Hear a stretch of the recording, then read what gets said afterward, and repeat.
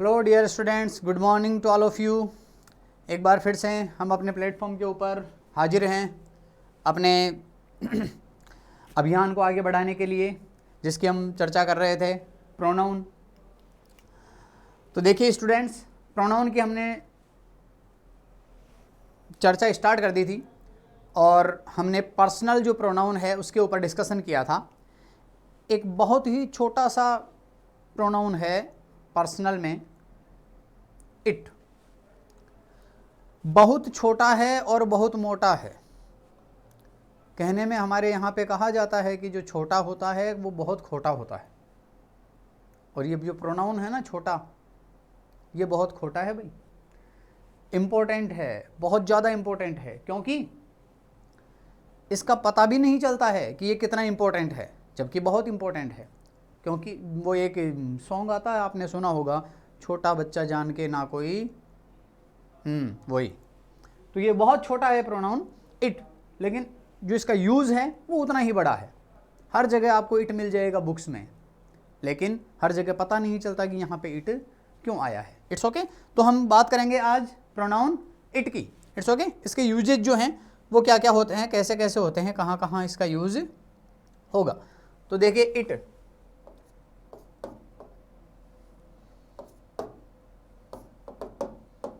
It देखिए, हमने देखा है जहां जहां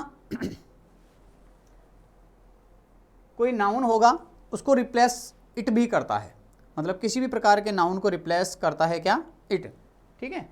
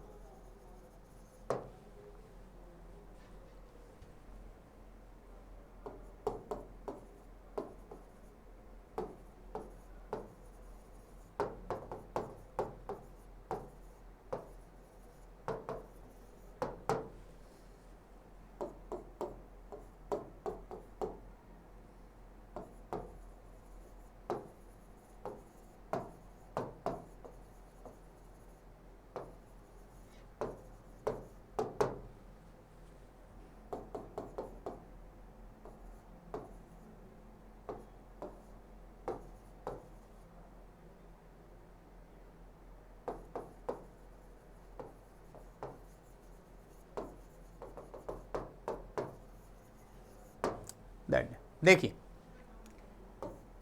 he brought a bundle of sticks, bundle of sticks, it was very heavy।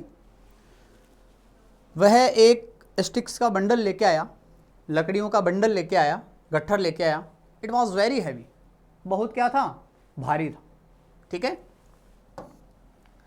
It का यूज हो रहा है, तो इट का यूज किसके लिए हो रहा है, बंडल ऑफ स्टिक्स। ये जो नाउन है इसके लिए किसका यूज किया अपन ने, इट का। I saw a baby, I saw a baby, मैंने एक बच्चा देखा, बेबी। इट वॉज क्राइंग, वो क्या कर रहा था, रो रहा था। इट का यूज कर दिया। यहां भी हमने किसका यूज कर दिया, इट का यूज कर दिया। सही किया या गलत किया, गलत किया, देखते हैं। Okay. It is very easy to learn English, यह बहुत इजी है टू लर्न इंग्लिश। यह बहुत इजी है अंग्रेजी सीखना, यह अंग्रेजी सीखना बहुत इजी है। व्हाट डज इट मीन, क्या मतलब होगा, देखते हैं। It's okay. इस तरह से भी यूज होता है। It was I who, it was I, it यह, आई वाज आई यह मैं था, हु जिसने, फोन्ड यू दैट डे जिसने तुमको फ़ोन किया। तो क्या ये सही है। तो इस तरह से इंग्लिश में आपको इट का यूज़ देखने को मिल जाता है हर जगह। तो देखिए इसका यूज कहाँ कहाँ होता है, किस किस तरह से होता है, हम इसकी चर्चा करते हैं। Okay. Yes, use of it. देखिए स्टूडेंट्स, फर्स्ट यूज जो है इट का वो क्या होता है, फॉर लाइफलेस थिंग्स। आपने देखा होगा निर्जीव वस्तुएं, इनएनिमेट थिंग्स के लिए, लाइफलेस थिंग्स के लिए जो है वो इट का यूज करते हैं, फॉर लाइफलेस थिंग्स। तो लाइफलेस थिंग्स में क्या क्या आता है, जितनी भी निर्जीव वस्तुएं हैं, आई built a house, it was very expensive. I built a house, मैंने एक मकान बनाया जो क्या था, बहुत ही एक्सपेंसिव था। सी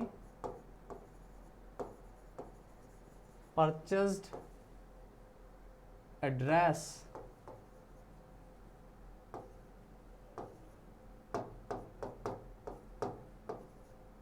it was beautiful।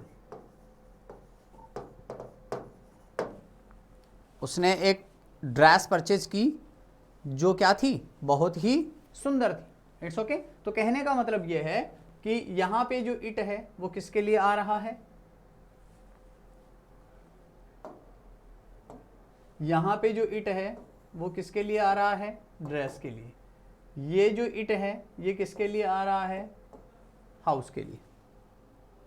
It's okay. तो निर्जीव वस्तुएं, लाइफलेस थिंग्स, या हम ये कह सकते हैं इनएनिमेट थिंग्स के लिए हम यूज करते हैं किसका, इट का। ये तो हुआ आपका फर्स्ट यूज। ओके, सेकंड बात करते हैं प्रोविजनल सब्जेक्ट। देखिए प्रोविजनल जो सब्जेक्ट होता है वो क्या होता है, प्रोविजनल, इसका मतलब टेम्परेरी सब्जेक्ट, अस्थायी सब्जेक्ट, जो परमानेंट नहीं होता है, जो टेम्परेरी होता है, जो एक तरह से इंट्रोडक्टरी सब्जेक्ट हम कह सकते हैं, introductory subject.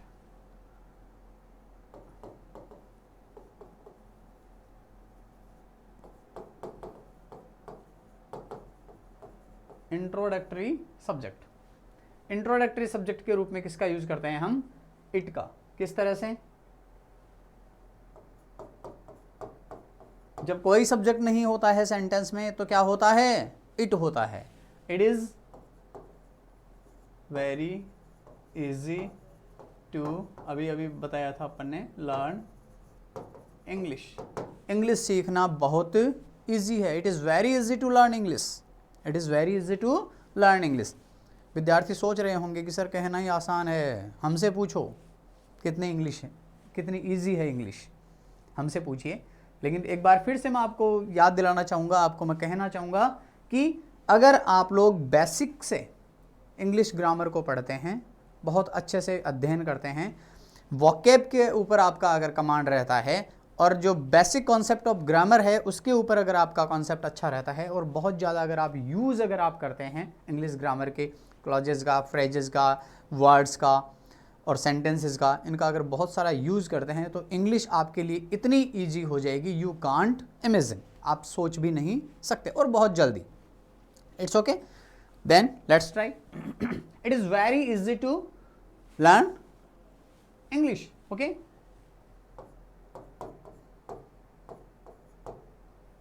it is nice to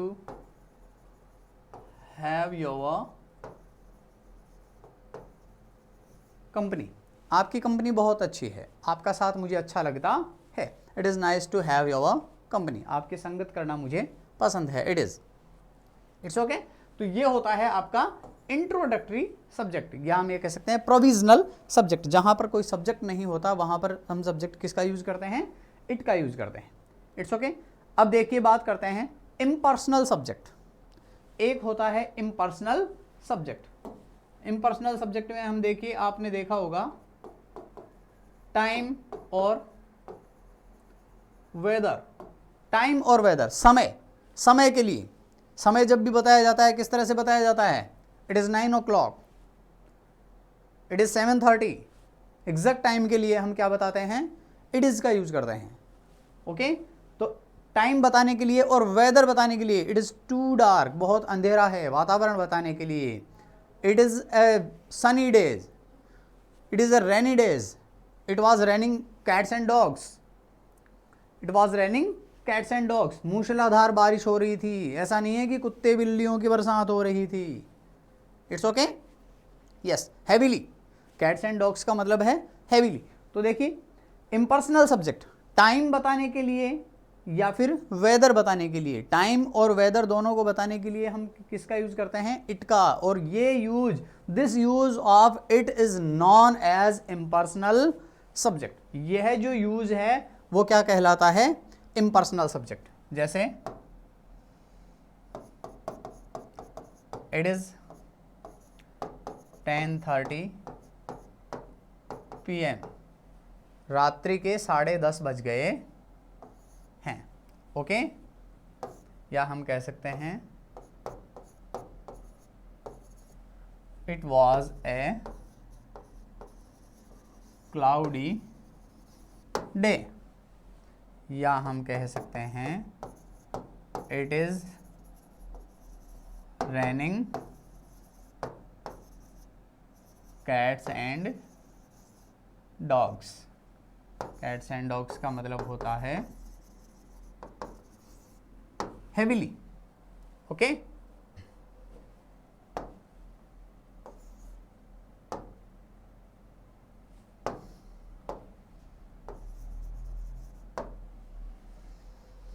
yes, next something की बात करते हैं जो है टू गिव एम्फेसिस। एम्फेसिस जोर देना, किसी बात के ऊपर विशेष बल देना, क्या एम्फेसिस देना।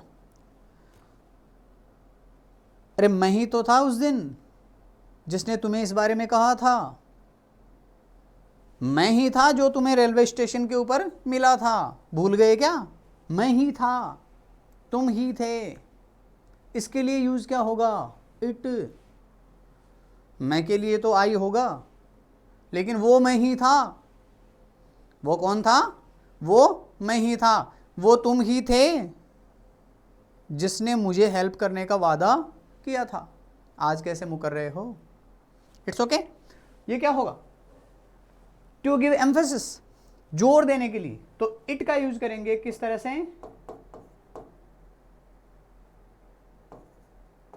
It was I who told you the truth. मैं ही था जिसने तुम्हें सब कुछ बताया था। It was I who told you the truth, जिसने तुम्हें सच बताया था।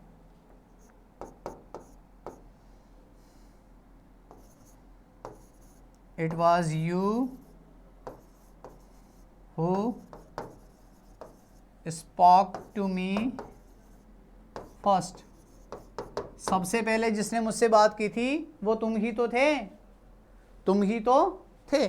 इट वॉज यू, तो यहां पे देखिए इट वर यू नहीं होगा, क्योंकि वाज जो है वो किसके लिए आ रहा है, इट के लिए आ रहा है। तो ऐसा नहीं है कि इट वर यू, कि यू आ रहा है सर, क्योंकि बात हम क्या कर रहे हैं, सब्जेक्ट यहां पर यू नहीं है, यहां पे इंट्रोडक्टरी सब्जेक्ट है, वो क्या है, इट है, ओके। एम्फेसिस करने के लिए, जोर देने के लिए कि मैं ही था, कोई और नहीं था, तुम ही थे, कोई और नहीं था। It's okay. अब देखिए नेक्स्ट हम बात करते हैं यंग चाइल्ड की। जब तक किसी चाइल्ड का या किसी भी व्यक्ति का जेंडर पता नहीं हो, जेंडर, उसका जेंडर पता नहीं हो, लिंग पता नहीं हो कि वो स्त्री है, पुरुष है, लड़का है या लड़की है, मेल है अथवा फीमेल है, तब तक हम यूज क्या करते हैं उसके लिए, it. It was a baby who was crying। आवाज आ रही थी कहीं से, पता चला किसकी आवाज है, फिर किसने कहा इट वॉज ए बेबी, एक कोई बच्चा था जो रो रहा था, कोई बच्चा था जो रो रहा था।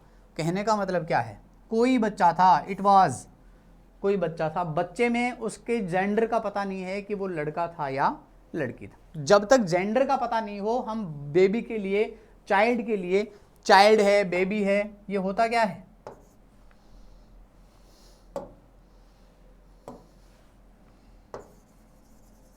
Child, baby. ये क्या होता है, इसमें जेंडर पता नहीं होता, हम किसी के भी लिए यूज कर सकते हैं। तो इनके लिए भी हम हमेशा किसका यूज करते हैं, इट का यूज करते हैं। To refer the statement going before, कोई एक ऐसे स्टेटमेंट को रेफर किया जाता है जो पहले बोला जा चुका है। ठीक है, हम बात करते हैं, देखिए you are an honest girl,